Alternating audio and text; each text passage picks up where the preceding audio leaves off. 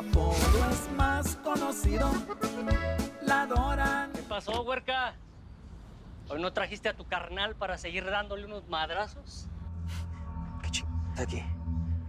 ¿Con esos matones reconoces a alguien? No, nunca los había visto, ¿eh? Pero mira, te juro que me corto una mano si no son gente del cártel de Tijuana. Así es que tenemos que... Espérate, tranquila. ¿Ya viste cuántos son? Seguramente adentro hay más. Hay que esperar. El indio Amaro me mandó a llamar, así que quítate. Pásale, chulada, pásale. ¿Qué le avisamos a Chava y al gallo? No. Hay que esperarnos tantito. Quiero pruebas contundentes en contra de ella y que entre a este lugar no significa nada. Ay, gringo, de verdad, ¿eh? Pues ni hablar, no nos va a quedar de otra más que esperarnos aquí a ver con quién anda esta vieja. Sabía que esta vieja andaba en algo chueco.